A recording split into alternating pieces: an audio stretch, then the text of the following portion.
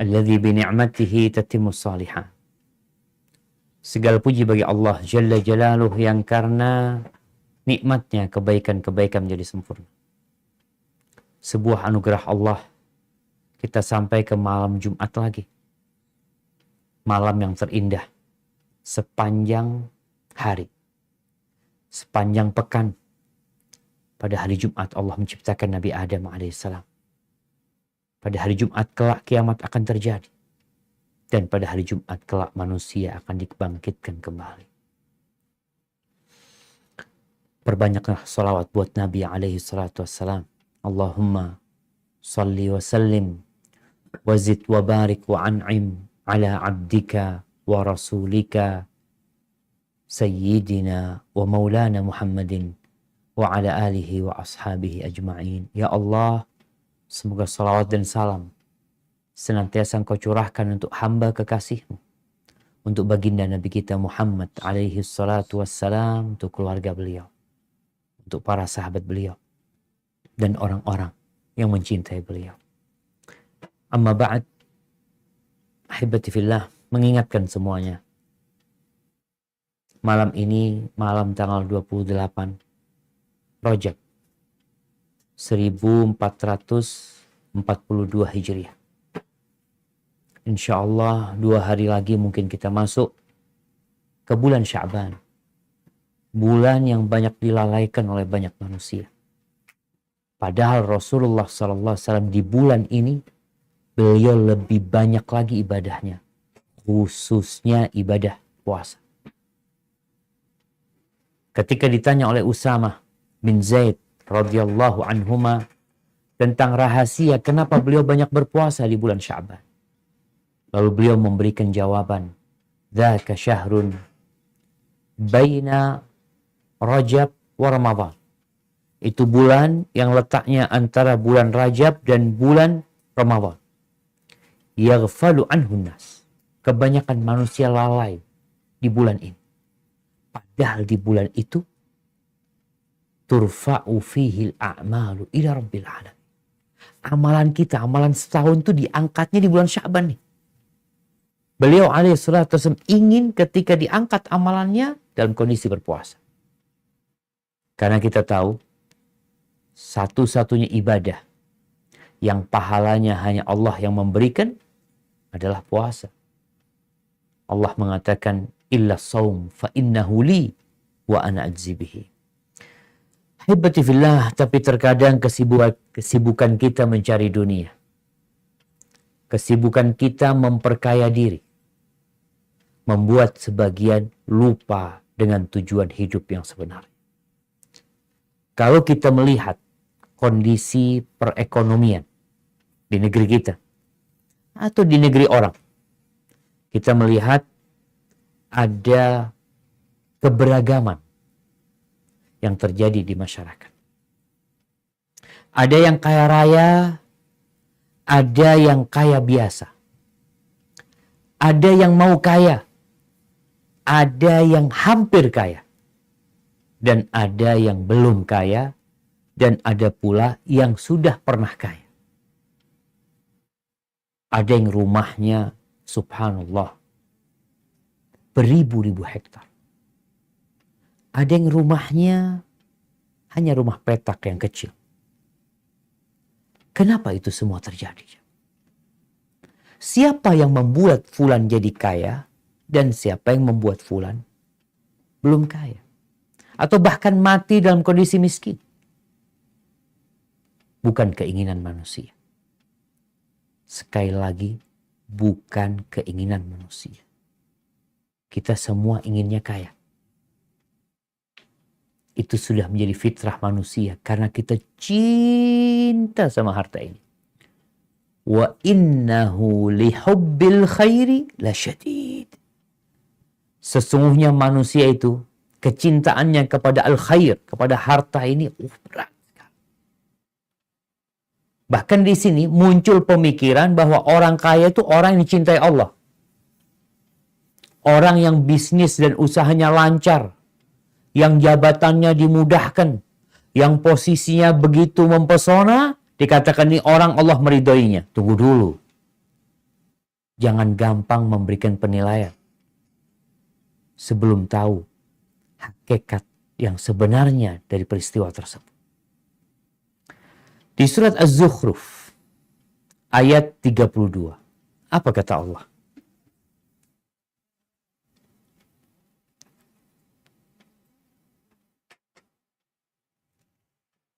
A'udzu billahi minasy syaithanir rajim. Ahum yaqsimuna rahmat rabbik nahnu qasamna bainahum ma'isyatahum fil hayatid dunya wa rafa'na ba'dahum fawqa ba'din darajatin liyattakhidha ba'duhum ba'dan sukhriya wa rahmatu rabbika khairum mimma yajma'un. Yang artinya, apakah mereka yang membagikan rahmat Rabb-Mu? Kamilah yang menentukan penghidupan mereka dalam kehidupan dunia. Dan kami telah meninggikan sebagian mereka atas sebagian yang lain beberapa derajat agar sebagian mereka dapat memanfaatkan sebagian yang lain. Dan rahmat Rabb-Mu lebih baik dari apa yang mereka kumpulkan. Masya Allah. Siapa yang membagi? Yang menjadikan fulan kaya, fulan sukses, yang fulan bangkrut. Maka Allah mengatakan, ahum yaqsimuna rahmat rabbik. Apakah mereka yang bagi-bagi? Bukan. Allah tegaskan bahwa pembagian rizki, pembagian harta, pembagian jabatan, kata Allah Jalla Jalaluhu, nahnu qasamna bainahum ma'isyatahum fil hayatid dunya. Kami yang bagi. Penghidupan orang itu kami yang bagi, kata Allah. Kenapa ada yang jadi bos dan ada yang jadi anak buah?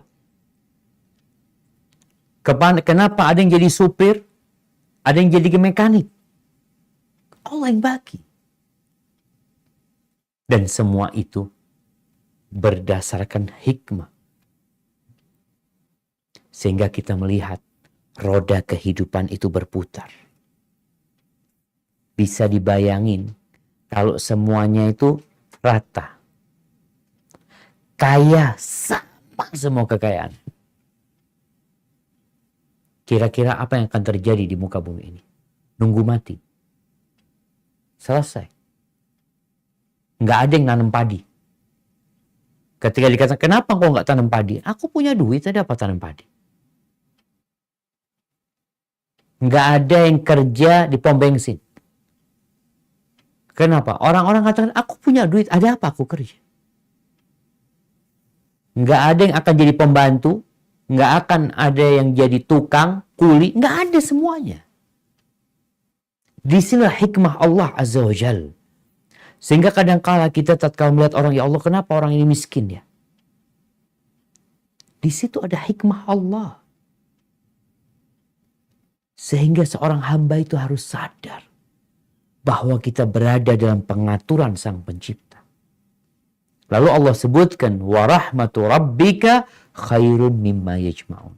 Dan rahmat dari Rabb-Mu itu lebih baik daripada harta yang dikumpulkan oleh manusia. Kita ingin memiliki harta 1 miliar, 2 miliar, punya 10 miliar, ingin 20 miliar, punya 100 miliar, ingin 1 triliun, itu manusia. Dan kita menganggap itu baik. Maka Allah tegaskan, rahmat Rabb-Mu itu lebih baik dari apa yang dikumpulkan oleh manusia. Jamaah rahimakumullah, Allah membagi dunia ini kepada semua hambanya yang Allah kehendaki. Sehingga tema kita hari ini, banyaknya harta itu bukan tanda cinta Allah kepadamu, enggak. Dunia dan isinya ini di sisi Allah itu tidak sebanding dengan satu sayap nyamuk. Satu sayap nyamuk, bayangin ya. Orang terkaya di dunia ada Jeff Bezos mungkin, ada yang punya siapa, Elon Musk, kemudian ada Bill Gates, ada yang punya Facebook. Kalau dikumpulin dunia dia, dibandingkan satu sayap nyamuk, lebih berharga satu sayap nyamuk di sisi Allah Azza wa Jalla. Nggak ada artinya buat Allah. Sehingga Allah tidak menjadikan tanda cintanya harta yang diberikan. Karena buktinya Allah kasih kepada semua orang. Allah sebutkan dalam Al-Quranul Karim tentang pembagian ini. Di mana ada orang-orang yang ingin akhirat dikasih dunia, ada orang-orang yang tujuannya dunia, Allah kasih dunia semuanya. Sesuai dengan yang Allah kehendaki. Allah tegaskan hal ini di surat Al-Isra ayat 18 sampai 21. Apa kata Allah?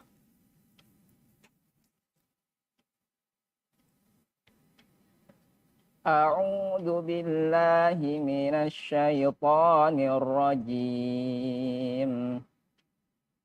Man kana yuridul ajilata ajjalna lahu fiha ma nasha'u liman nurid. ثم جعلنا له جهنم يصلاها مذموما مدحورا ومن أراد الآخرة وسعى لها سعيها وهو مؤمن فأولئك كان سعيهم مشكورا كلا نمد هؤلاء وهؤلاء من عطاء ربك وما كان عطاء ربك محظورا انظر كيف فضلنا بعضهم على بعض وللآخرة أكبر درجات وأكبر تفضيلا, yang artinya, barang siapa menghendaki kehidupan sekarang, yakni duniawi, maka kami segerakan baginya di dunia ini apa yang kami kehendaki bagi orang yang kami kehendaki. Kemudian kami sediakan baginya di akhirat neraka Jahannam. Dia akan memasukinya dalam keadaan tercela dan terusir. Dan barang siapa menghendaki kehidupan akhirat dan berusaha ke arah itu dengan bersungguh-sungguh, sedangkan ia beriman, maka mereka itulah orang yang usahanya dibalas dengan baik. Kepada masing-masing golongan, baik golongan ini yang menginginkan dunia maupun golongan itu yang menginginkan akhirat, kami berikan bantuan dari kemurahan Rabb-Mu, dan kemurahan Rabb-Mu tidak dapat dihalangi. Perhatikanlah bagaimana kami melebihkan sebagian mereka atas sebagian yang lain. Dan kehidupan akhirat lebih tinggi derajatnya dan lebih besar keutamaannya. Barakallahu fikum. Allah menjelaskan dengan begitu detailnya bahwa orang yang menginginkan dunia, kami kasih apa yang kami kehendaki kepada orang yang kami kehendaki. Jadi kalau ada orang ambisinya dunia, dia ingin kaya, dia ingin menjadi pejabat, Allah akan kasih bagi siapa yang Allah kehendaki. Bukan yang Allah cintai. Tapi siapa yang Allah kehendaki. Terus, neraka Jahannam tempat dia. Karena dia memang nggak kepingin masuk surga. Dia ingin kehidupan dunia. Dan sebaliknya, yang ingin akhirat, dan dia berusaha, berupaya, dalam kondisi beriman, maka akan dibalas usaha yang mereka kerjakan. Semuanya Allah kasih. Yang ambisinya duniawi, Allah kasih dunia. Yang ambisinya akhirat, Allah kasih dunia. Nggak ada yang bisa menghalangi pemberian Allah Azza wa Jalla. Tapi sekali lagi, pemberian Allah itu bukan tanda cinta. Bukan tanda Allah ridho sama engkau. Karena anak pernah jumpa sama satu orang. Rahimahullahu ta'ala. Dia pelaku riba. Usahanya lancar. Suatu hari dia ngomong, Syafiq, ana lihat Allah itu cinta sama ana. Ana tanya, dari mana Ami tahu kalau Allah cinta? Iya, usahanya tambah lancar terus. Rizki itu terus datang. Apakah itu tanda cinta? Bukan. Rasulullah Shallallahu Alaihi Wasallam mengatakan, Inna Allah yu'ti dunya man yuhibbu wa man la yuhib. Allah berbagi dunia ini, kemurahannya, harta, kelezatan dunia, fisik, kelezatan fisik di mana lihat ada orang-orang yang tampan, yang cantik, yang tubuhnya gagah perkasa. Untuk urusan dunia ini, Allah membaginya kepada yang Allah cintai dan kepada orang yang Allah tidak cintai. Sama rata. Jadi nggak ada tanda cinta Allah dalam kelancaran rizki yang kita dapatkan, dalam kesehatan fisik yang kita miliki. Nggak ada tanda cinta di situ. Karena orang kafir pun Allah kasih.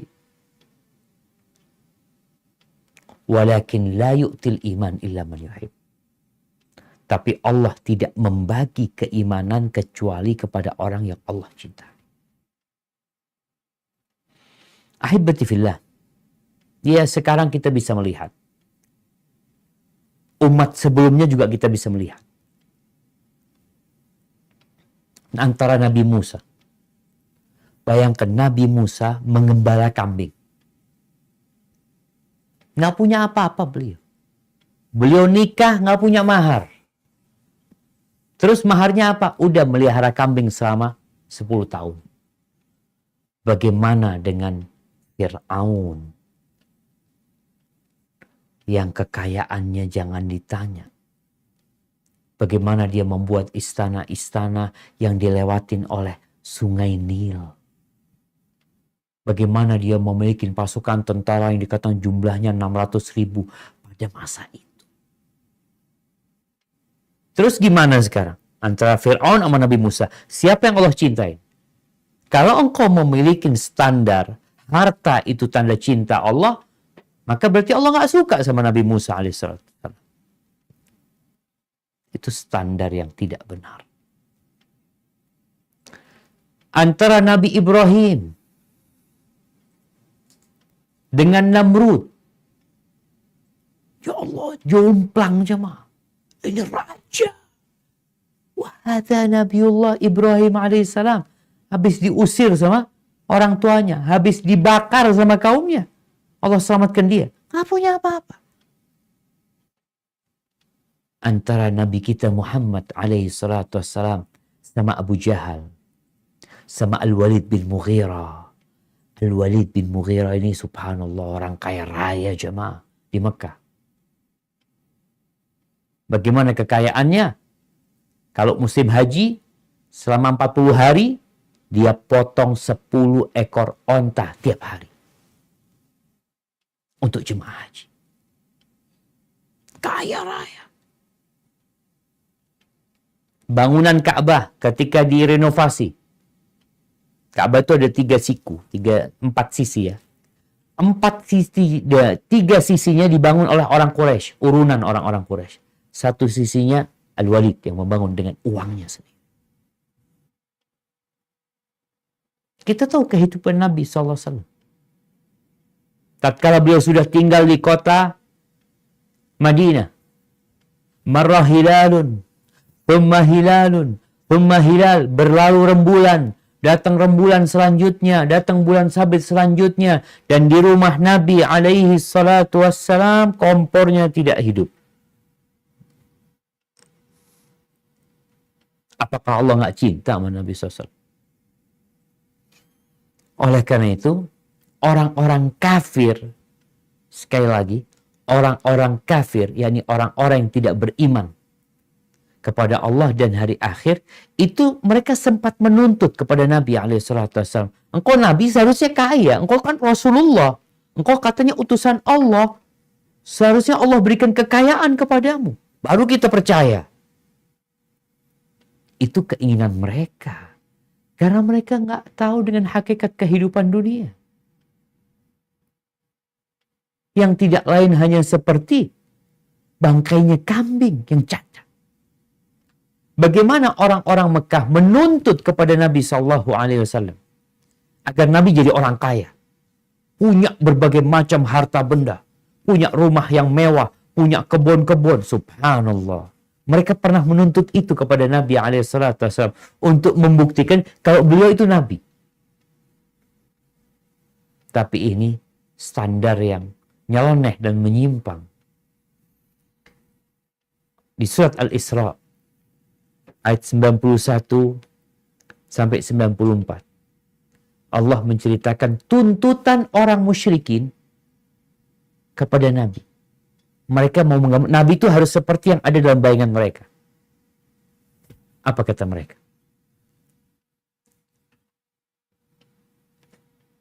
Ayat 90.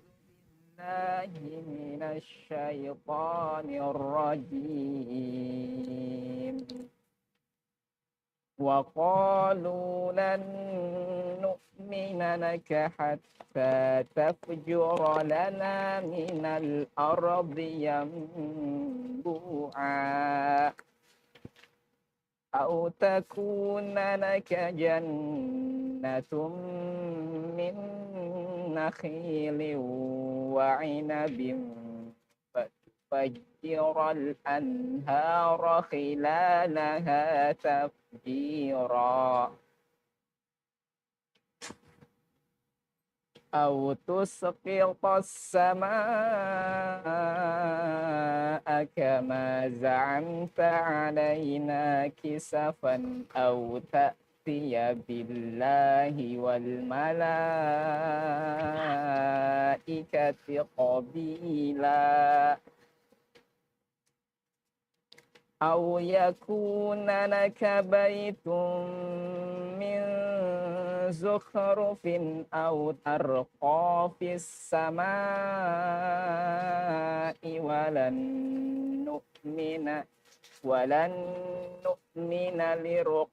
ولن نؤمن لرقيك حتى تنزل علينا كتابا نقرأه قل سبحان ربي هل كنت إلا بشرا رسولا وما منع الناس أن يؤمنوا إذ جاءهم الهدى إلا أن قالوا ab'atsallahu basyarar rasula, yang artinya, dan mereka berkata, kami tidak akan percaya kepadamu wahai Muhammad sebelum engkau memancarkan mata air dari bumi untuk kami, atau engkau mempunyai sebuah kebun kurma dan anggur lalu engkau alirkan di celah-celahnya sungai yang deras alirannya, atau engkau jatuhkan langit berkeping-keping atas kami sebagaimana engkau katakan, atau sebelum engkau datangkan Allah dan para malaikat berhadapan muka dengan kami, atau engkau mempunyai sebuah rumah terbuat dari emas, atau engkau naik langit dan kami tidak akan mempercayai kenaikanmu itu sebelum engkau turunkan kepada kami sebuah kitab untuk kami baca. Katakanlah wahai Muhammad, Maha suci Rabbku, bukankah aku ini hanya seorang manusia yang menjadi Rasul? Dan tidak ada sesuatu yang menghalangi manusia untuk beriman ketika petunjuk datang kepadanya selain perkataan mereka. Mengapa Allah mengutus seorang manusia menjadi Rasul? Subhanallah. Kita lihat tuntutan orang-orang kafir. Mereka menuntut Nabi SAW bisa memancarkan air dari tanah yang tandus di Mekah sana. Atau Nabi punya kebun kurma dan kebun anggur. Yang di tengah-tengahnya ada sungai yang mengairinya. Atau mereka minta engkau punya rumah yang terbuat dari emas. Subhanallah. Urusan-urusan dunia yang mereka pinta. Karena dalam bayangan mereka, kalau anak dekat sama orang kaya, anak manusia dekat sama manusia kaya, mungkin orang kaya itu akan banyak berbagi sama anak. Akan ngasih ini, ngasih itu macam-macam. Loh, ini katanya utusan Allah. Allah yang punya langit dan bumi ini. Allah yang memiliki segala-galanya. Kok hidupnya kere? Kok hidupnya miskin? Mereka lupa dengan hakikat kehidupan dunia ini. Lihatlah orang-orang terkaya. Fir'aun. Di mana ceritanya Fir'aun? Ada di mana Fir'aun sekarang? Qarun. Yang dikatakan orang paling kaya. Di mana Qarun sekarang? Kalau kita di Indonesia, kita tanyakan kemana? Bung Karno. Presiden pertama RI. Udah jadi bangkai. Kemana Bapak Soeharto? Yang pernah berkuasa 32 tahun. Yang dikenal dengan keluarga cendana.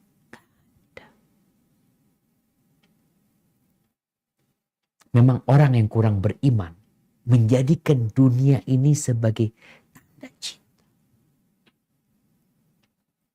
Penilaian kita kepada orang lain banyak lewat penampilan. Pakaian, jam,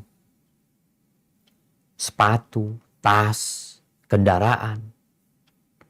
Makanya di surat Al-Fajr yang insya Allah kita semua hafal, Allah Azza wa Jal menyebutkan di ayat 15 sampai 17, fa'ammal insanu idza mabtalahu rabbuhu fa'akramahu wa na'amahu fayaqul rabbi akraman. Adapun manusia apabila Allah beli balak dia dengan dihormatin, dengan dimuliakan dia di kaumnya, Allah luaskan rizkinya, maka dia mengatakan, Tuhanku memuliakan aku.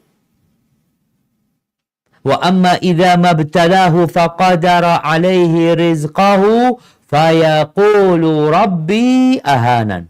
Tapi kalau Allah memberikan bala, ujian kepada dia, tadi kekayaan ujian, kemiskinan ujian, ini diuji dengan kemiskinan, disempitkan rezekinya, mungkin dia di PHK dari tempat pekerjaannya, dia mengatakan, Tuhanku menghinakan aku. Kalla. Bukan kayak gitu ukurannya. Itu bukan ukuran cinta, jamaah. Hibatifillah, pembagian rizki ini benar-benar murni ujian yang Allah berikan. Buat yang kaya, buat yang miskin. Dan Allah lebih tahu dengan kondisi setiap hambanya. Allah lebih paham. Anak nih, kira-kira yang memperbaiki anak itu hidup kaya atau hidup miskin. Makanya kadang-kala ada orang kepingin kaya, bertahun-tahun berusaha nggak kaya-kaya. Sampai kadang-kala dia mulai berprasangka buruk sama Allah Azza wa Jalla. Aku ini gimana ya? Aku padahal udah usaha, udah doa. Dan dalam sebuah athar disebutkan bahwa ada hamba-hamba Allah yang tidak akan memperbaikinya kecuali kefakiran. Walau agnaituhu lafasadahan. Kalau Allah bikin kaya, rusak orang itu. Ingat, ada orang-orang yang sampai mati Allah kasih miskin. Allah nggak berikan kekayaan kepada dia. Karena kalau dikasih kaya, dia dapat berubah. Jadi buruk. Tapi ada hamba-hamba yang Allah kasih kekayaan. Kalau dikasih miskin, rusak kondisi dia. Maka di sini kita hidup senantiasa berbaik sangka sama Allah Jalla Jalla. Kalau memang ya tadi kok hidup anak kayaknya susah ya. Mungkin dengan kesusahan ini kita lebih dicintai Allah daripada kekayaan. Berapa banyak orang-orang yang tatkala di PHK puasa Senin Kemis. Ketika masih kerja nggak ada puasa. Berapa banyak orang yang tatkala usahanya macet, dia akhirnya lebih sering berada di soft pertama. Ketika Allah berikan harta kepada dia, ternyata soft pertama ditinggalkan. Dia berada di soft terakhir, bahkan kadangkala nggak ke masjid. Maka kita harus senantiasa berbaik sangka sama Allah Azza wa Jal. Tatkala Allah tidak memberikan harta kepada kita, mungkin memang ana harus kayak gini. Tapi kan boleh Ustaz usaha, boleh. Tapi kita harus tetap sadar bahwa kekayaan yang sebenarnya, harta yang sebenarnya, itu bukan dengan banyaknya aset kita. Bukan dengan banyaknya tabungan kita. Kita akan berpikir sekaranglah ukuran manusia. Ketika mengatakan 10 orang terkaya di Indonesia. Fulan. Apa ukuran mereka? Fulusnya. Oh, orang ini punya aset sekian. Punya uang cash sekian. Dia sebutkan. Lalu muncul penilaian orang terkaya di dunia. Atau di Indonesia. Padahal kata Nabi alaihi salatu wassalam, "Laisal ghina an kathratil arab, walakinnal ghina ghinan nafs." Kekayaan itu bukan dengan banyaknya harta benda, bukan. Bukan dengan nol di rekeningmu yang banyak, bukan. Bukan dengan rumah yang banyak, tanah yang berserakan di mana-mana. Bukan. Tapi dengan apa? Walakinnal ghina ghinan nafs. Kekayaan yang sebenarnya kekayaan jiwa. Jadi kalau ditanya Nabi kita Muhammad alaihi salatu wasallam kaya enggak? Beliau orang paling kaya di muka bumi ini. Beliau menerima dengan semua kondisi yang ada. Bagaimana 2 bulan berlalu di rumahnya tidak hidup kompornya, beliau merasa kaya. Beliau menikmatin kehidupan ini. Tanya kepada istrinya, ada yang bisa dimakan? Nggak ada kecuali air. Maka beliau mengatakan, idzan ana shaim. Kalau gitu hari ini aku puasa. Beliau nggak pernah mencela makanan. Yang ada menerima dengan kondisi yang ada. Ini kekayaan yang sebenarnya. Makanya kalau dikatakan oleh Nabi alaihi salatu wassalam, innallaha yu'tid dunya man yuhibbu wa man la yuhib. Allah berbagi dunia kepada orang yang Allah cintai dan kepada orang yang Allah tidak cintai. Selesai, berarti bukan ukuran cinta, harta dan kekayaan ini. Walakin la yu'til iman illa man yuhib. Tapi Allah tidak akan berbagi keimanan kecuali kepada orang yang Allah cintai. Jadi kalau Allah membagikan iman kepadamu, Allah berikan harta kepadamu, lalu engkau bisa bersedekah. Engkau bisa memanfaatkan harta itu dalam ketaatan kepada Allah. Bukan hartanya yang tanda cinta, tapi engkau dapat taufik dari Allah untuk membelanjakan harta di jalan Allah. Itu tanda cinta. Bahkan terkadang jamaah, tanda cinta Allah, orang ini malah dibikin miskin, diselamatkan dari dunia. Ambisi cita-citanya nggak tercapai. Usaha bangkrut, usaha nggak jalan. Kata Nabi alaihi salatu wassalam dalam hadis riwayat Ahmad dari Mahmud ibn Labith radhiyallahu anhu, bahwa Nabi bersabda sallallahu alaihi wasallam, innallaha ta'ala yahmi abdahul mu'min ad-dunya wa huwa yuhibbuhu. Sesungguhnya Allah Ta'ala itu menyelamatkan hambanya yang beriman dari dunia. Nggak dikasih dunia. Padahal dia cinta sama dunia. Orangnya ini nggak merasa kok dia diselamatkan. Dia itu cinta sama dunia. Tapi Allah selamatkan dia dari dunia. Kama tahmuna maridakumut ta'am wasyarab takhafuna alaih. Sebagaimana Kalian menjagain orang yang sakit supaya nggak makan ini, supaya nggak minum ini, karena takut dia binasa.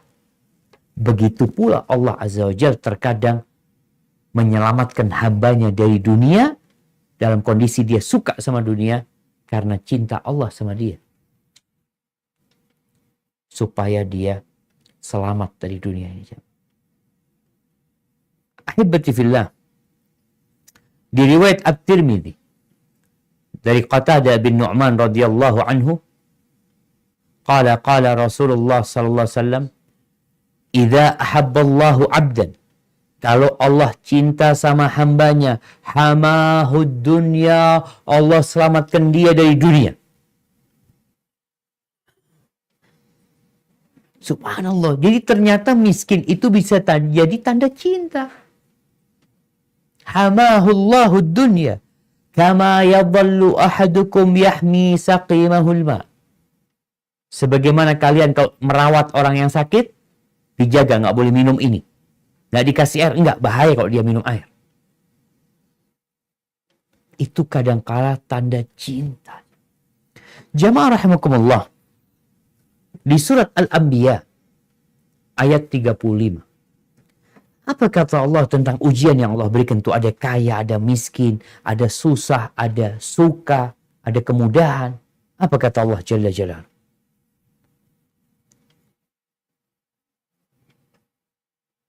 A'udzu billahi minasy syaithanir rajim. Kullu nafsin dha'iqatul maut. Wa nabluukum bisyarri wal khairi fitnatan wa ilaina turja'un. Yang artinya, setiap yang bernyawa akan merasakan kematian. Kami akan menguji kamu dengan keburukan dan kebaikan sebagai cobaan. Dan kamu akan dikembalikan hanya kepada kami. Ahibati fillah, kullu nafsin dha'iqatul. Sekaya apapun antum bakal mati. Apakah orang berpikir ketika dia punya uang sebanyak 40 triliun atau 1000 triliun, dia nggak bakal mati? Anak punya harta banyak, Ustaz. Anak punya rumah mewah. Anak punya dokter pribadi. Anak bisa beli obat, beli jamu, beli ini semuanya. Engkau bakal mati. Kullu nafsin dha'iqatul maut. Terus gimana? Di sini Allah berikan ujian kepada kalian. Wa nabluukum bisyarri wal khairi fitnah. Keburukan yang menimpamu, ujian.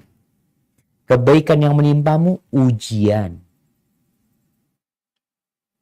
Maka kita harus bersiap-siap menerima ujian. Oleh karena itu, orang yang kaya masuk surganya terlambat. Berbeda dengan orang-orang miskin. Dia diuji. Tapi ada orang miskin yang tidak lulus ujian. Dia kepingin kaya dengan cara yang haram. Ada yang mencuri. Ada yang merampok. Nggak lulus.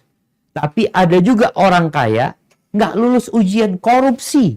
Orang kaya korupsi. Orang miskin mencuri. Dua-duanya nggak lulus. Maka Allah sebutkan bahwasanya kebaikan dan keburukan itu ujian. Jadi orang kalau dapat harta kaya, kemudian mungkin dia mendapatkan jabatan, itu ujian dari Allah buat engkau. Bukan tanda cinta. Bukan tanda cinta. Akan menjadi tanda cinta ketika jabatanmu mengantarkanmu kepada Allah. Ketika hartamu mendekatkanmu kepada Allah Azza wa Jalla. Tapi kalau sekedar jabatan dan harta, kenikmatan kehidupan, itu bukan tanda cinta, tapi itu tanda ujian yang Allah berikan kepada. Jamaah rahimakumullah. Kekayaan ini kadangkala membuat manusia congkak. Bedalah kalau antum naik motor yang harganya 300 juta sama naik motor yang harganya 3 juta. Ada perasaan. Kalau bicara perasaan ya tergantung orangnya. Betul. Di surat Asy-Syura. Di surat Asy-Syura ayat 27. Allah menguraikan kenapa Allah kok tidak menghamburkan dunia ini kepada manusia. Kan Allah yang punya segala-galanya. Allah menciptakan emas, tinggal katakan kun jadi emas. Allah menciptakan perak, tinggal katakan kun jadi perak. Kenapa kok semua orang nggak dikasih kekayaan sama Allah SWT? Apa sebab? Allah sebutkan hal itu. Silahkan dibaca. Asy-Syura ayat 27.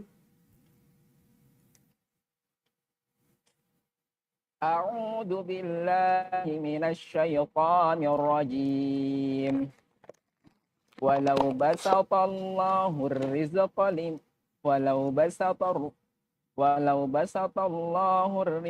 li'ibadihi labaghaw fil ardi walakin yunazzilu biqadarin ma yasha'. Innahu bi'ibadihi khabirum basir. Yang artinya, dan sekiranya Allah melapangkan rizki kepada hamba-hambanya, niscaya mereka akan berbuat melampaui batas di bumi. Tetapi Dia menurunkan dengan ukuran yang Ia kehendaki. Sungguh Allah Maha teliti terhadap keadaan hamba-hambanya, lagi Maha melihat. Subhanallah, jemaah. Udah tahu rahasianya. Kenapa Allah menakar rizki kita? Kalau nggak ditakar akan terjadi kerusakan di muka bumi ini. Karena manusia itu nggak ada puasnya. Apakah engkau berpikir kalau orang itu punya uang 1 triliun, dia puas? Dia ingin punya 2 triliun. Dikasih 2 triliun, dia kepingin punya 3. Untuk melampiaskan nafsu dan emosinya serta syahwatnya ini, biasanya dia akan menggunakan segala cara. Maka terjadilah kerusakan di muka bumi. Apakah kita berpikir yang membuat kerusakan di muka bumi ini orang-orang miskin? Orang-orang yang nggak punya duit? Orang-orang fakir? Kayaknya enggak. Yang membuat kerusakan ini malah orang-orang kaya yang berduit. Yang nggak ada puasnya mengumpulkan harta. Oleh karena itu kelak pada hari kiamat, orang-orang kaya akan tertahan ketika orang miskin masuk surga lebih dahulu. Orang-orang kaya akan ditanya tentang hartanya. Apa pertanyaannya? Dari mana engkau dapat itu harta dan kemana engkau belanjakan?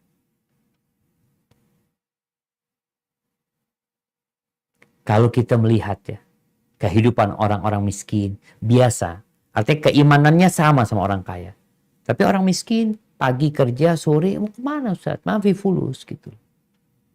Dia nggak akan hiburan ke sana, nggak akan jalan kemana, nggak ada duit kata dia. Coba dikasih duit. Dikasih kelebihan harta. Maka dia mulai berpikir, mau kemana dengan harta? Maka ahibati fillah, kembali kepada tema kita, bahwasanya harta, keluasan rezeki itu bukan tanda cinta Allah kepada hambanya. Terus apa tanda cinta Allah kepada hambanya? Iman. Allah berbagi keimanan. Allah sebutkan innallaha yuhibbut tawwabin. Allah cinta kepada orang-orang yang suka bertobat. Kalau engkau suka beristighfar, suka memohon ampun kepada Allah, suka kembali kepada Allah, insya Allah Allah cinta. Allah cinta kepada orang yang bersyukur. Allah cinta kepada orang-orang yang sabar. Allah cinta kepada orang yang suka menyucikan dirinya. Allah cinta kepada hamba yang mengamalkan amalan sunnah. Engkau lihat dirimu sekarang. Apakah amalan yang kau lakukan cuma yang wajib saja? Oh, kalau yang wajib standar. Semua orang mengamalkan, namanya kewajiban. Terus kalau mau dapat cinta Allah, kerjakan yang anjuran-anjuran. Yang sunnah-sunnah.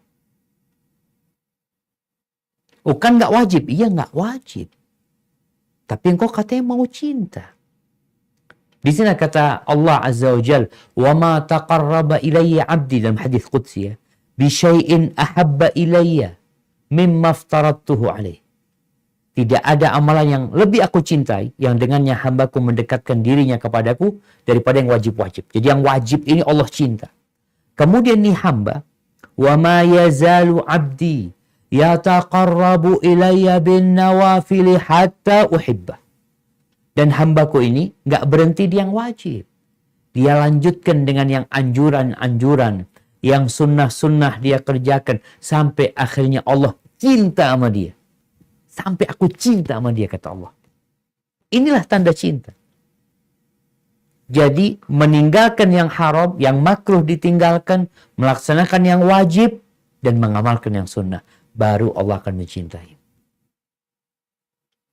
Tapi kalau kita yang wajib aja, yang haram aja yang ditinggalkan, yang makruh nggak ditinggalin, kayaknya kita masih jauh dari cinta Allah kepada hamba.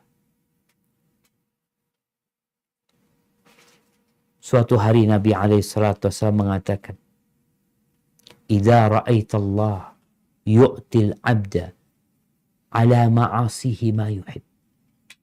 Kalau engkau melihat Allah memberikan kepada hambanya kenikmatan dunia, cita-citanya dia raih, semua dia dapatkan, padahal dia dalam kondisi melakukan kemaksiatan, fa'lam annahu istidraj. Ketahuilah bahwa itu adalah istidraj. Dia diulur-ulur sampai ajal datang menjemput dia dalam kondisi dia belum bertobat. Maka jangan salah memahami cinta. Kekayaan yang kau miliki bukan tanda cinta Allah kepada. Bahkan bisa jadi kemiskinan, musibah yang menimpamu, penyakit yang menimpamu, kebangkrutan, bencana ini itu, orang-orang yang mungkin terkena banjir, yang mungkin di PHK, yang mungkin usahanya tutup. Mudah-mudahan itu tanda cinta Allah. Bukankah Nabi SAW mengatakan, "Innallaha idza ahabba 'abdan yusib minhu." Kalau Allah cinta kepada hambanya, maka Allah akan berikan musibah kepada dia. Agar orang ini bertobat kepada Allah. Agar dia kembali kepada Allah. Agar dia sadar. Soalnya kalau ini orang dikasih nikmat, kapan dia mau tobat? Bisa jadi mati dalam kondisi belum bertobat. Maka Allah memberikan bala kepada dia agar dia bertobat dan menjadi orang-orang yang dicintai oleh Allah Jalla Jalaluh. Hadza wallahu a'lam bissawab. Itu yang bisa kita kaji pada kesempatan kali ini. Kurang lebihnya mohon maaf. Mungkin kita masuk ke sesi tanya jawab. Barakallahu fikum. Barakallahu fikum Ustaz. Jazakallahu khair atas ilmunya dan nasihat yang telah sampaikan. Taib, izin Anda lanjutkan ke sesi tanya jawab ya Ustaz. Tafadhal Bang. Di sini ada Akhi Safar yang akan membacakan pertanyaan-pertanyaan yang sudah masuk. Akhi Safar, ahlan wa sahlan Akhi. Ahlan Bik. Masya Allah. Akhi, gimana? Sampai saat ini kira-kira pertanyaan sudah berapa yang masuknya Akhi? Pertanyaan sudah lebih 30. Tapi insya Allah kita beberapa saja. Tafadhal Akhi, dipilihkan. Assalamualaikum Ustaz. Waalaikumsalam warahmatullahi wabarakatuh. Ahlan wa sahlan. Barakallahu fikum. Ustaz, Masya Allah Ustaz. Dengar kajian Ustaz, aneh jadi lega Ustaz. Belum punya motor yang harga 300 juta tadi Ustaz ya.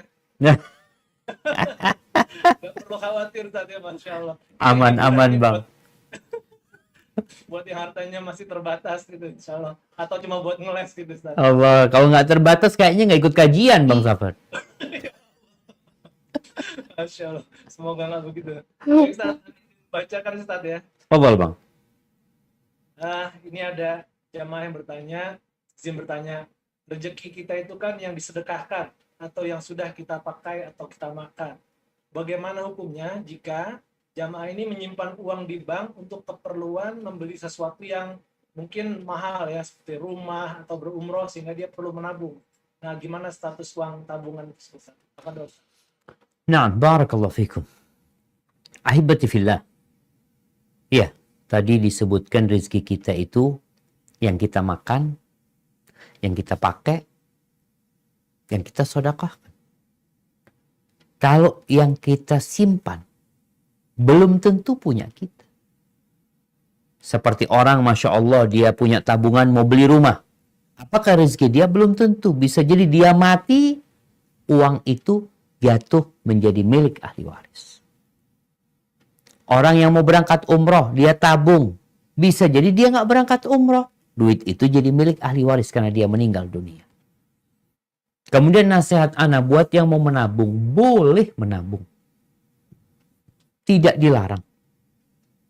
Tapi untuk kebutuhan hidup, bukan untuk gaya hidup. Karena kalau antum menabung untuk gaya hidup, yang ada antum akan lelah. Tatkala Rasul SAW menyebutkan tentang orang yang bekerja untuk pamer, untuk berbangga-banggaan dengan hartanya. Apa kata Nabi SAW? Fahuwa fi sabilis syaitan. Ini orang di jalannya syaitan nih orang.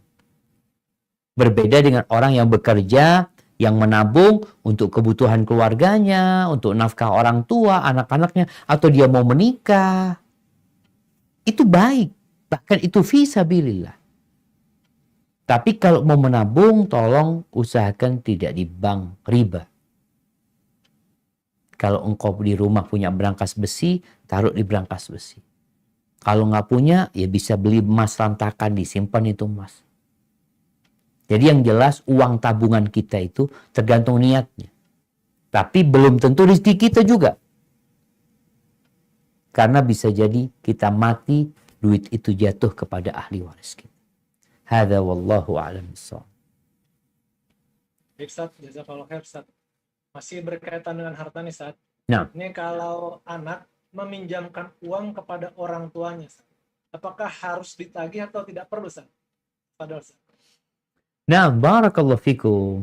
Ahibati fillah. Iya, kalau berkaitan hubungan anak sama orang tua. Ingat, anak punya kewajiban memberikan nafkah kepada orang tuanya. Ketika orang tuanya nggak mampu, sang anak punya kewajiban memberikan nafkah kepada orang tuanya. Dan orang tua punya hak mengambil harta anaknya sesuai dengan kebutuhan dia. Bukan untuk gaya hidup orang tua, tapi untuk kehidupan orang tua. Rasulullah SAW membolehkan kepada orang tua ketika mengatakan, anta wa maluka li abik. Engkau bersama hartamu milik orang tuamu.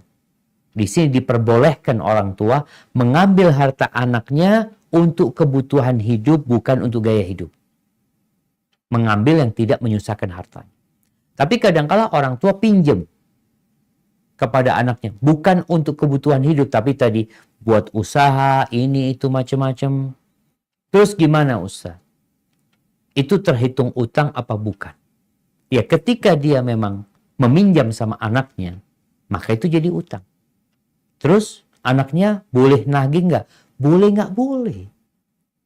Artinya kalau orang tuamu susah, kita ajak sama orang lain yang dia nggak mampu bayar, kita dianjurkan untuk mengikhlaskan. Wa anta saddaqu fahuwa khairul lakum. Kalian sedekahkan, Allah mengatakan fa in kana dzu usratin fanadhiratun ila maisar wa anta saddaqu khairul lakum. Kalau ada orang susah nggak bisa bayar utang, udah dikasih jangka waktu tambahan. Bulan depan lagi. Tapi kalau kalian sedekahkan itu lebih baik. Kalau ini sama orang lain, apalagi sama orang tua kita. Maka kalau dikatakan antum nagih sama orang tua, lihat kondisi orang tua. Kalau orang tua, enggak, orang tua anak kaya raya sebenarnya, cuma memang dia mungkin males mau bayar utang ya. Padahal anak perlu dengan uang tersebut. Maka sang anak boleh. Tapi kalau memang lihat orang tuanya butuh sama uang itu, hendaklah antum merelakan dan mengikhlaskan buat orang tua. Karena sejatinya mereka itu punya hak nafkah dari antum. Hadza wallahu a'lam bissawab. Jazakallah khair, Ustaz. Masih berkaitan dengan harta anak dan orang tua. Ini sekarang begini, Ustaz. Bagaimana hukumnya bila ibu memberikan zakat harta ke anaknya? Kalau iya berapa persen? Karena kondisi anaknya saat ini, di saat pandemi ini, uangnya habis, bahkan berhutang untuk bayar sekolah dan hidup keluarganya. Mohon nasihatnya, Ustaz. Nah, barakallahu fikum. Ahibati fillah. Para ulama membicarakan masalah zakat kepada keluarga. Ana melihat ada perbedaan pendapat di antara mereka, tapi yang mungkin lebih mendekati kebenaran, zakat itu tidak boleh diberikan kepada orang yang dia akan mewarisin kita. Artinya kalau akan mewarisin kita atau kita mewarisi dia. Umpamanya diberikan kepada anak. Nanti kalau anaknya mati, hartanya balik ke orang tuanya kan. Padahal zakat itu udah dikeluarkan. Jadi kalau tadi dikatakan orang tua melihat anaknya susah ya, seharusnya dia memberikan nafkah kepada anaknya. Dia memberikan nafkah kepada anaknya. Kecuali untuk kondisi-kondisi yang di luar nafkah. Artinya sang anak punya utang. Kalau kita kasih duit zakat, duit itu nggak diambil anak. Sebenarnya habis untuk bayar utang. Jadi nggak akan balik ke orang tua karena uang itu akan diserahkan kepada pemilik uang tersebut. Sehingga bagi seorang ibu ketika dia punya kelebihan harta dan anaknya susah, hendaklah dia memberikan nafkah kepada mereka, membantu mereka tidak dari zakat. Tapi ya dari uang yang dia miliki. Walaupun kembali lagi para ulama menyebutkan nih, ada pertanyaan, boleh nggak bapak itu dapat zakat anaknya? Kalau untuk kebutuhan hidup enggak. Tapi kalau untuk di luar kebutuhan hidup, contohnya tadi untuk melunasi utang-utang tanggungan-tanggungan orang tua, nggak ada masalah diambilkan dari zakat anaknya. Hadza wallahu a'lam bissawab. Jazakallah, Ustaz. Selanjutnya masih tentang harta di dalam keluarga juga ini, Ustaz. Ini kaitannya dengan adat, Ustaz. Jadi ada akhwat yang akan melaksanakan khitbah. Nah, di adatnya itu ada semacam aturan di mana orang yang akan khitbahnya itu diharuskan memberi senilai uang yang jumlahnya tidak kecil. Bahkan orang tua si akhwat pun bilang, jangan murah-murah, itu kan harga diri gitu. Masya Allah. Nah, ini bagaimana pendapat Ustadz tentang kondisi seperti ini? Bagaimana juga menjelaskan kepada orang tuanya? Karena anak sendiri sebenarnya tidak setuju dengan hal seperti ini. Tafadhol, Ustadz. Siap, barakallahu fikum. Ahibati fillah, kalau bicara mahar ya, tadi hantaran dari pihak laki-laki kepada pihak perempuan, sejatinya tidak ada batasan. Tidak ada standar. Jadi Allah memberikan kebebasan. Tergantung kesepakatan di antara kedua belah pihak. Allah mengatakan, wa kaifa ta'khudhunahu wa qad afdha ba'dukum ila ba'din wa akhadna minkum mitsaqan ghalidha. Afan, bukan ayat itu. Wa ataitum ihdahunna qintar. Allah mengatakan, dan kalian memberikan kepada salah satu istri kalian itu harta yang banyak sekali. Di masa Nabi SAW, ingat kisah Imra'atul Qais, Imra'atu Qais bin Syammas. Ya. Kata dia menggugat cerai. Itu maharnya kebun kurma aja, mah. Kebun kurma. Bukan seperangkat alat sholat. Nabi SAW bertanya kepada dia, Aturdina ilaihi hadiqatahu? Apakah engkau akan kembalikan kebunnya? Kata dia, iya, Rasul, aku kembalikan kebunnya. Maka akhirnya Nabi memanggil sahabat ini untuk menceraikan Thabit ibn Syammas. Nah, untuk menceraikan istri. Intinya tidak ada batasan mahar itu berapa. Akan tetapi Nabi SAW memberikan arahan. Apa arahan Nabi SAW? Beliau mengatakan bahwasanya perempuan yang paling berkah itu aisaruhunna mu'nah. Yang biaya pernikahannya ringan. Itu perempuan yang berkah. Maka sebenarnya ini dikembalikan kepada kesepakatan di antara kedua belah pihak. Jadi kalau mungkin nanti pihaknya si akhwat ini ternyata orang tuanya minta banyak, ya tinggal negosiasi sama mereka. Kalau dikatakan harga diri, sebenarnya bukan bicara harga diri. Karena orang tua tidak menjual anaknya. Orang tua nih sebenarnya ingin kebahagiaan buat anak. Bukan melihat kepada jumlah uang yang diberikan. Tapi kadangkala ada jalan setan di sana. Apa? Orang ingin berbangga-bangga. Anakmu dapat berapa? Sekian. Ini yang tercela. Tapi kalau mereka minta duit banyak, ada masalah. Itu hak mereka sebenarnya jemaah. Namun kalau si akhwat merasa si ikhwannya nggak mampu.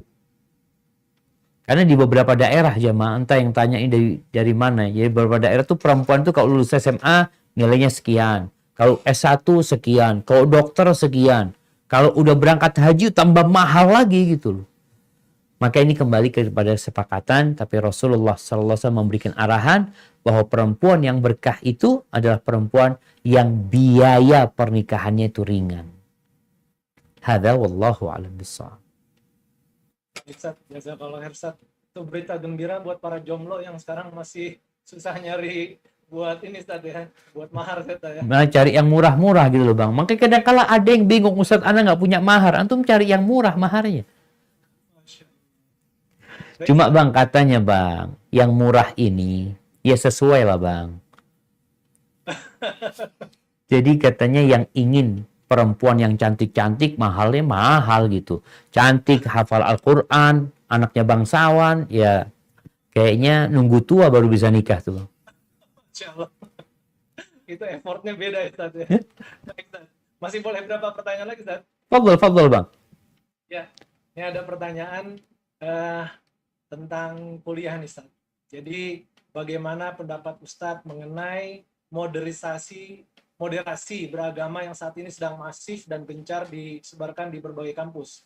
Karena tempat jamaah ini berkuliah di kampusnya ini kental dengan jil dan berbagai subhat. Nah, mohon Ustaz nasihatnya terhadap jamaah Ustaz. Barakallahu fikum. Ahibati fillah. Usaha untuk menggempur agama Islam ini. Untuk mematikan cahaya Allah ini bukan hal yang baru. Sejak zaman Nabi Muhammad alaihi salatu wassalam. Bagaimana usaha musuh-musuh Islam untuk mencampur adukkan agama. Sampai mereka datang kepada Nabi alaihi salatu wassalam menawarkan, udahlah kita nggak usah ribut. Engkau menyembah Tuhan kami setahun, kami menyembah Tuhanmu setahun, gantianlah kita. Udah berbaur, agamanya jadi satu. Apa kata Allah? Qul ya ayyuhal kafirun. La a'budu ma ta'budun. Wala antum abiduna ma a'bud. Wala ana abidum ma abadtum. Wala antum abiduna ma a'bud. Lakum dinukum waliyadi. Dan usaha jaringan Islam liberal yang mereka tidak pernah putus asa. Dengan harta, dengan media, mungkin dengan backingan orang-orang yang berkuasa, oknum-oknum yang berkuasa, yang mereka ingin mengaburkan kebenaran ini. Ya, itu ada. Apa tugas kita? Berjuang terus kita. Memahamkan umat. Bahwa lakum dinukum waliyadin. Orang-orang Nasoro itu tidak menganggap semua agama sama. Mereka menganggap agama mereka aja yang benar. Lalu kita yang umat Islam dicekokin agar berpemahaman semua agama sama. Kalau semua agama sama, kenapa Nabi Muhammad SAW diutus untuk menutup semua nabi? Kenapa Nabi SAW mendakwain orang Nasrani? Kenapa orang Yahudi diajak masuk Islam? Kenapa Nabi kirim surat ke Raja Romawi yang ada di Persia? Kirim surat ke Raja Muqawqis yang ada di Mesir? Kirim surat kepada Raja Persia yang ada di Iran sana. Kenapa Nabi kirim? Karena Nabi mengajak mereka kepada satu kata. Itu la ilaha illallah. Allah mengatakan, Qul ya ahlal kitab. Katakan, wahai ahlul kitab. Wahai Yahudi, wahai Nasrani. Ta'alau ila kalimatin sawa'im bainana wa bainakum. Kemarilah engkau menuju satu kata. Satu kata. Nggak banyak kata. Nggak usah ribut-ribut dari satu kata. Apa an la na'budu illallah. Wa la nusyrika bihi syai'an. mentauhidkan Allah. Kata ini adalah la ilaha illallah Muhammad Rasul. Jadi buat teman-teman yang mungkin menghadapi hal itu di kampusnya, ya jangan berhenti belajar dan menghindari syubhat-syubhat tersebut. Kita yakin bentar lagi usaha itu akan gagal. Yuriduna liyutfi'u nurallah biafwahim. Mereka berusaha untuk mematikan, memadamkan cahaya Allah dengan media-media mereka, dengan lisan-lisan mereka. Wallahu mutimmu nurihi. Allah pasti menyempurnakan cahayanya, pasti. Walaupun orang-orang kafir membenci hal itu. Cuma ya kita nggak boleh tinggal diam. Artinya usaha yang dilakukan oleh muslim itu adalah bagaimana dia berdakwah. Ini para orang tua. Bagaimana memahamankan kepada anak-anaknya tentang agama Islam ini. Dan terus belajar. Hadza wallahu a'lam bishawab. Baik, Ustaz. Jazakallahu khair, Ustaz. Ini kembali lagi urusan perjodohan, Ustaz. Jadi ada akhwat yang orang tuanya memiliki kriteria untuk pasangannya si anak ini lebih berdasarkan profesi. Misalnya tentara atau polisi. Jadi orang tuanya akhwat ingin anaknya menikah dengan tentara atau polisi. Sementara anaknya lebih ingin yang kriterianya itu tentang kefahaman agamanya. Nah, ini kadang-kadang kontradiktif, Ustaz. Ada yang tentara atau polisi, tapi sementara pemahaman agamanya masih kurang. Nah, bagaimana menjelaskan hal seperti ini pada orang tua, Ustaz? Tafadhol, Ustaz. Barakallahu fikum. Kenapa Bang Safar kok kepingin tentara sama polisi nggak disebutin? Nah, itu. Ini disebutkan karena orang tuanya ingin supaya ada yang jagain dia. Yang bisa menjaga. Alasan itu, Ustaz. Kalau polisi mah jagain orang, bukan jagain istrinya. Kan jagain negara, bukan jagain rumahnya, Bang. Jadi kalau ingin yang jagain istri, seharusnya cari suami yang di rumah doang, Bang. Kalau tentara dikirim ke medan perang, bukan jagain istri lagi. Jagain negara dia. Subhanallah. Baik kalau gitu, Bang.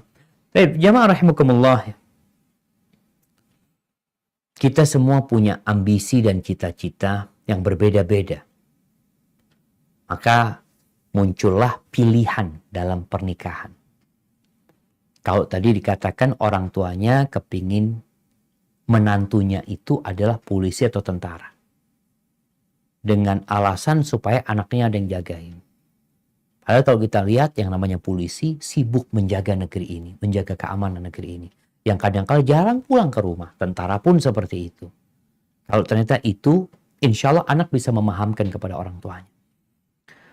Tapi Nabi SAW memberikan arahan kepada kita. Tujuan dibangunnya rumah tangga itu apa sebenarnya sih? Beribadah kepada Allah. Menyempurnakan agama. Mendapatkan sakinah, mawaddah, dan rahmah. Memakmurkan bumi Allah ini. Memiliki aset buat dunia dan buat akhirat buat orang tua. Kira-kira kalau itu tujuannya, seperti apa kriteria suaminya? Kriterianya harus punya dua tuh suami. Yang kata Nabi SAW, "Idza atakum man tardawna dinahu wa khuluquhu fa'ankihu." Kalau datang kepada kalian seorang lelaki yang agamanya kalian ridhoi, yang akhlaknya kalian sukai, nikah. Profesinya terserah, nggak apa-apa. Dia mau tentara, dia mau polisi, yang penting punya dua hal. Sampaikan kepada orang tua, nggak apa-apa ayah. Ayah kepingin polisi, ayah kepingin tentara, ana mau. Tapi ana punya dua syarat yang harus ada di tentara dan polisi tersebut. Syaratnya pertama, dia melaksanakan kewajiban dia sebagai seorang muslim. Yang kedua, dia berakhlak mulia. Kalau syarat itu ada, tafadhol ayah. Tapi kalau enggak, ana memilih orang biasa, tapi agamanya baik, akhlaknya mulia, yang insya Allah yang ayah inginkan akan ada di diri dia orang. Karena kalau dia orang yang bertakwa kepada Allah, dia akan siap mati demi keluarga dan anak-anak. Dia akan terus berusaha, tidak akan memasukkan yang haram kepada rumahnya dan keluarganya. Maka mungkin komunikasi sama orang tua, itu aja anti sampaikan. Nggak ada masalah, nggak apa-apa ya. Yang penting aku minta dia adalah seorang tentara yang taat kepada Allah dan berakhlak mulia. Polisi juga seperti itu. Maka insya Allah bisa ketemu. Kalau ternyata nggak dapat ayah, aku lebih mementingkan tadi yang akhlaknya dan agamanya. Kalau urusan penjagaan, muslim yang bertakwa itu, dia akan siap berkorban segala-galanya demi keluarganya insya Allah. Hadza wallahu a'lam bishawab. Baik, Ustaz. Jazakallahu khair, Ustaz. Selanjutnya mengenai harta lagi nih, terkait riba, Ustaz. Ini suami istri, Ustaz. Suaminya ini masih cenderung untuk bertransaksi ribawi. Di mana salah satu transaksinya itu istri juga harus ikut menandatangani persetujuan. Nah, sementara istrinya sudah keras untuk menolak, tapi suaminya juga keras untuk memaksa istrinya untuk ikut tanda tangan di transaksi ribawi ini, Ustaz. Nah, apakah kalau seperti ini istrinya ikut menanggung dosa riba, Ustaz? Mohon Naam, barakallahu fikum. Ahibati fillah. Yang pertama kita tahu riba itu Allah haramkan. Kenapa sih banyak orang masih bingung kenapa sih diharamkan? Riba ini salah satu bentuk perbudakan sebenarnya. Salah satu bentuk kemalasan dalam mengembangkan dunia. Di mana orang ini punya duit, anak punya duit, anak nggak mau rugi. Usaha nggak mau, rugi nggak mau. Terus anak kasih duit antum yang usaha, kalau rugi antum yang rugi, anak tetap untung. Bukankah ini kezaliman? Yang dia lakukan bukan memperbesar usahanya, tapi terus mengejar orang yang berusaha. Jadi orang disuruh usaha, kalau orang itu rugi nggak mau nolong, kalau orang itu untung, dia akan ambil keuntungannya yang banyak dari orang tersebut. Terus kembali ke pertanyaan, apa yang harus dilakukan istri? Istri nggak boleh taat sebenarnya. La ta'ata li makhluqin fi ma'siyatil khaliq. Nggak boleh taat kepada makhluk ketika ada unsur kemaksiatan kepada Allah Azza wa Jalla. Maka ketika dimintain tanda tangan oleh suaminya, katakan ana mohon maaf. Allah lebih aku cintai daripada dunia dan isinya. Aku kalau tanda tangan berarti aku menyetujui. Maka sampaikan kepada suami, minta maaf, aku nggak bisa melakukan itu. Gimana Ustaz kalau akhirnya terjadi keributan? Iya. Tunjukkan kepada suamimu kalau engkau serius dalam mentaati Allah Azza wa Jalla. Dan Allah lebih engkau cintai daripada semua. Semoga dengan cara seperti itu suami sadar gitu. Kalau istri ini serius urusan riba. Soalnya ada istri yang takut diceraikan sama suaminya. Ustaz, anak takut nanti kalau nggak tantangan diceraikan sama suami.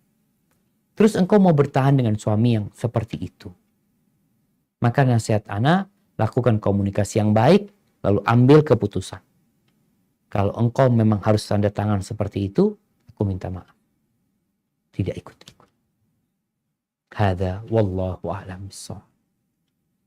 Masya Allah, Ustaz. Gak kebayang tuh beratnya si istri harus menjelaskan kepada suami, Ustaz ya. Masya Allah. Semoga Nah, Allah tapi sebenarnya Bang itulah Bang, suami, perjuangan Bang. ya Allah. Kita khawatir ribut ya, Ustaz ya. Hidayah buat suami, Ustaz. Amin. Itulah agama, Ustaz. Masya Allah. Lanjut lagi, Ustaz. Ini masih mengenai harta juga, Ustaz. Ini ada jamaah yang dia pernah dapat harta dari seseorang, dapat hadiah lah gitu dari seseorang, tapi dia curiga barang ini diperoleh oleh si pemberi itu dengan cara menyalahgunakan jabatan. Nah, ini dia juga sebenarnya nggak yakin 100%. Hanya saja kemudian dia bertanya, apakah perlu dia kembalikan? Karena kalau dia menuduh kan belum yakin ya, Ustaz ya. Apakah perlu dia kembalikan secara ngumpet-ngumpet gitu, Ustaz ya, langsung dikirim ke rumahnya atau bagaimana, Ustaz? Nasihatnya, Ustaz. Naam, barakallahu fikum. Ya, hibati fillah. Yang pertama, kita itu harus berprinsip husnudzon sama saudara kita. Jadi kalau ada orang yang memberikan sesuatu kepada kita, sebuah hadiah, dan kita tahu, ya dia seorang pejabat, mungkin dia dapat dari, entahlah, kita nggak tahu. Yang jelas tadi kan ketika kita nggak tahu, maka kita terima. Tapi kalau kita tahu caranya itu cara yang haram, maka kita nggak boleh terima. Terus gimana Ustaz? Kalau nggak tahu, mungkin Kalau bicara mungkin, maka kembali kepada hukum asal. Hukum asalnya, ya, harta itu dari tempat yang halal. Ketika yang memberikan seorang muslim. Tapi kalau berat di hati Ustaz, anak kayaknya dosa itu kan sesuatu yang menggerundel di hati ya. Kita nggak ingin orang lain tahu. Antum hadiahnya itu serahkan ke orang lain. Berlepas diri dari sana, sehingga antum tidak menggunakannya untuk diri antum. Itu mungkin akan menjadi solusi. Tapi bolehkah tanya umpamanya kepada dia? Boleh-boleh aja untuk menenangkan hati. Tapi nggak harus sebenarnya. Kita nggak harus berlebih-lebihan seperti itu. Jadi menghukumin saudara kita itu secara zahir. Menghukumin orang itu secara zahirnya. Adapun urusan batin dia itu antara dia sama Allah SWT. Sehingga kalau antum sudah yakin, kalaupun ada keraguan dikembalikan kepada hukum asalnya, harta itu halal buat antum. Tapi kalau nggak nyaman, ya udah melepaskan dari harta tersebut. Semoga Allah mengampuni kita semuanya. Hada wallahu a'lam. Baik Ustaz, jazakallahu khair Ustaz. Ini ada 2 pertanyaan tentang sholat Ustaz. Pertama tentang sholat syuruk. Tadi dikatakan syuruk itu adalah sholat yang dilakukan setelah sholat subuh berjamaah di masjid, kemudian berdiam diri di masjid sambil berzikir, lalu disambung dengan sholat syuruk. Tapi kalau akhwat gimana Ustaz? Karena dia sholatnya kan di rumah sholat subuhnya. Apakah masih namanya sholat syuruk atau bagaimana Ustaz? Tafadhol Ustaz. Naam, barakallahu fikum. Ahibati fillah. Jadi kalau memandang hadis itu memang khusus orang yang sholat di masjid. Baik itu ikhwan atau akhwat. Memang akhwat ini tidak diperintahkan sholat di masjid. Tapi dia boleh sholat di masjid. Bahkan kita tahu Nabi SAW pernah mengatakan, La tamna'u ima Allah masajid Allah. Jangan kalian larang hamba-hamba perempuan Allah itu untuk datang ke rumah Allah. Artinya perempuan boleh ke masjid. Sehingga ketika perempuan sholat subuh di masjid, kemudian dia duduk berzikir sampai matahari terbit. Mungkin hal ini biasa kita lihat ketika musim haji atau musim umroh ya. Di mana jemaah umroh perempuan itu duduk di masjid sampai nunggu syuruk. Maka insya Allah dia masuk dalam hadis tersebut. Terus gimana dengan yang sholatnya di rumah? Di sini Anda membaca 2 fatwa para ulama ya. Yang pertama Syekh Muhammad bin Shalih Al-Utsaimin rahimahullahu ta'ala. Beliau mengatakan kalau perempuan ini duduk di rumahnya setelah subuh, berzikir, mengingat Allah sampai fajar terbit, sampai matahari terbit. Kemudian dia melaksanakan sholat syuruk atau sholat duha di awal waktu. Apakah dia dapat pahala umroh dan haji yang sempurna? Beliau mengatakan wallahu a'lam. Tapi yang dilakukan perempuan ini sesuatu hal yang mulia sebenarnya. Akan tetapi fatwa Syekh bin Baz rahimahullahu ta'ala, insya Allah perempuan itu dapat pahala seperti orang yang duduk di masjid. Karena memang syariatnya perempuan itu lebih baik sholat di rumah daripada sholat di masjid. Sehingga tatkala perempuan ini melaksanakan yang terbaik buat dia di rumahnya, berzikir ya, berzikir bukan masak buat anaknya, ngurusnya. Enggak, dia duduk berzikir mengingat Allah sampai matahari terbit, insya Allah dia dapat pahala haji dan umrah yang sempurna. Hadza wallahu a'lam bissawab. Baik Ustaz, jazakallahu khair Ustaz. Mungkin nyambung juga Ustaz. Kalau yang laki-laki gimana Ustaz? Kondisi pandemi Ustaz, nggak bisa ke masjid sholat subuh misalnya. Kondisi seperti itu apakah masih kebagian pahala umroh dan haji sempurna Ustaz? Barakallahu fikum. Ya tergantung kondisinya. Kalau bicara pandemi kan memang ada daerah-daerah yang udah hijau ya. Ada daerah-daerah yang sudah aman, protokol kesehatan dilakukan. Maka Anda rasa tetap ke masjid. Tapi kalau dalam kondisi masjidnya ditutup, kemudian pandemi, ya belum selesai. Dan dia punya niat ke masjid, lalu nggak bisa ke masjid. Apa yang dia lakukan? Dia sholat berjamaah di rumahnya bersama keluarga. Setelah itu dia duduk, berzikir, mengingat Allah sampai fajar terbit. Semoga dia mendapatkan hal itu. Karena ini bukan kondisi yang dia inginkan. Dan Allah tahu dengan niat dia kepingin ke masjid. Hadza wallahu a'lam bissawab. Masih boleh berapa pertanyaan Ustaz? Kayaknya 2 lagi bang. Lagi Ustaz. Nah, boleh Ustaz. Satu lagi tentang sholat nih Ustaz. Siap. Ini sholat mutlak sebelum sholat Jumat. Karena besok hari Jumat ya. Nah. Sholat mutlak sebelum sholat Jumat, apakah sholat mutlaknya itu dilakukan terus-menerus sampai khotib naik mimbar, atau cukup dilaksanakan 2 rakaat saja habis itu berhenti Ustaz? Sambil nunggu khotib naik mimbar. Gimana Ustaz? Tafadhol. Baik, barakallahu fikum. Artinya kalau orang ini masuk masjid, sholat 2 rakaat, kemudian duduk, itu sholat tahiyatul masjid. Tapi kalau sholat sunnah mutlak, ya boleh dia sholat. Ketika itu waktu duha, masih masuk waktu duha, dia bisa jadi niatnya sholat duha ketika itu. Jadi sunnah mutlak ini adalah sunnah yang bebas, yang waktunya itu waktu bebas. Sehingga kalau dia tadi, ana sudah sholat duha, Ustaz, selesai sudah. Ana sekarang ini sedang sholat sunnah mutlak aja. Berapa rakaat? Terserah. 2 rakaat. Duduk, imam belum datang, sholat lagi. 2 rakaat lagi, 2 rakaat lagi. Sampai imamnya datang. Ketika khotib naik mimbar, dia berhenti sholat. Jadi, bolehkah dia sholat 2 rakaat aja? Mamanya dia sholat tahiyatul masjid, kemudian dia sholat 2 rakaat, boleh-boleh aja. Karena waktunya itu waktu diperbolehkan untuk sholat sunnah. Berapa jumlahnya? Terserah.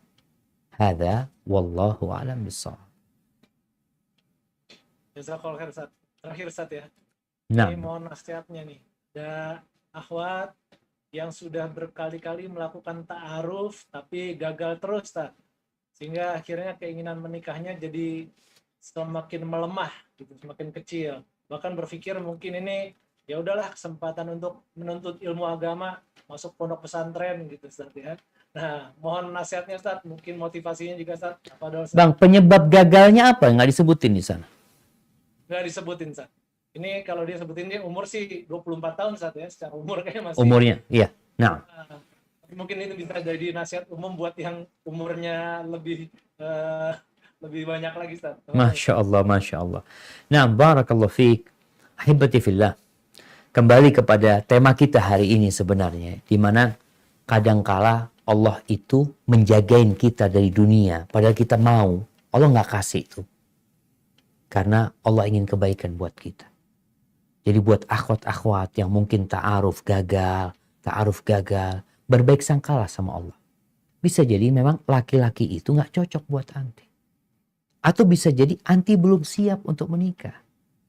Sehingga tatkala gagal dalam sebuah usaha tadi, hendaklah mencari usaha yang lain.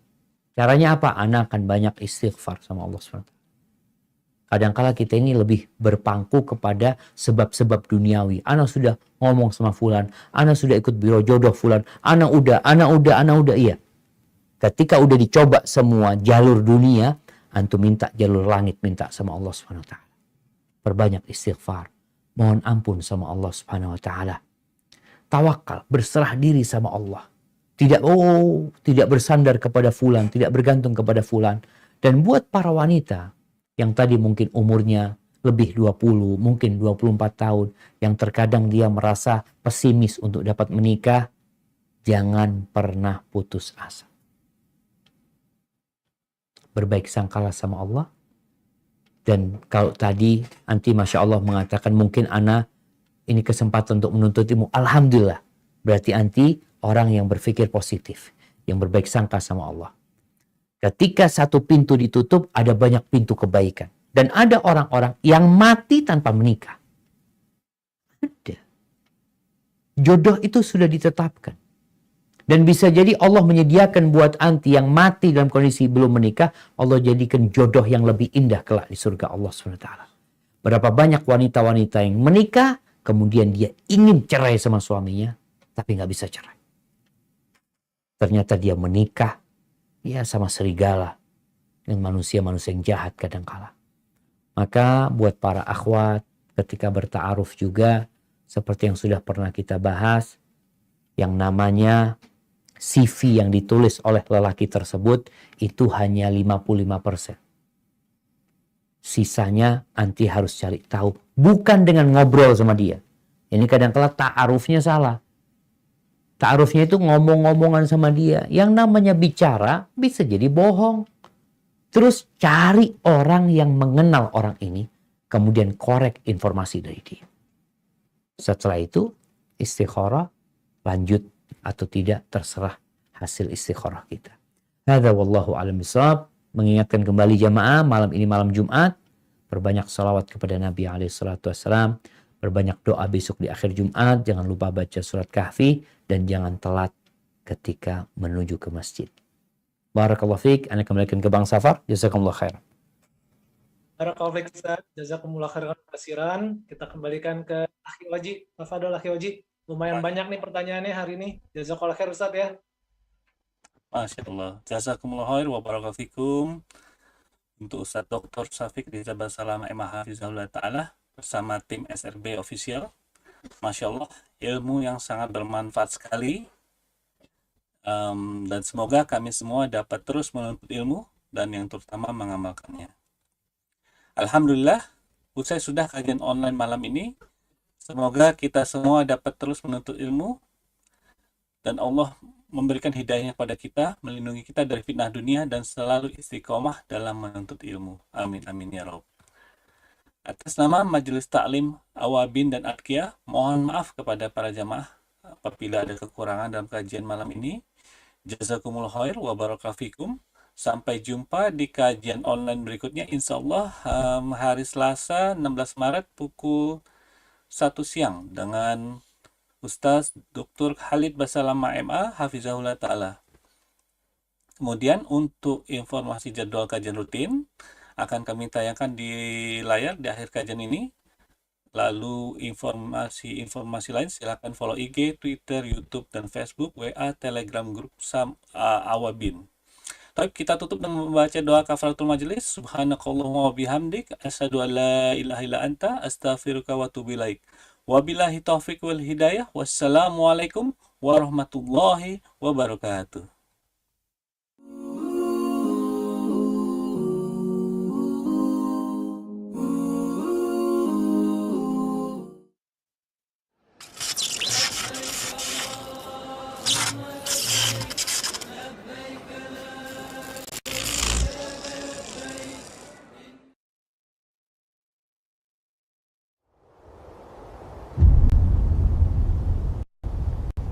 Klik tombol berikut untuk mendapatkan update ilmu yang insya Allah bermanfaat.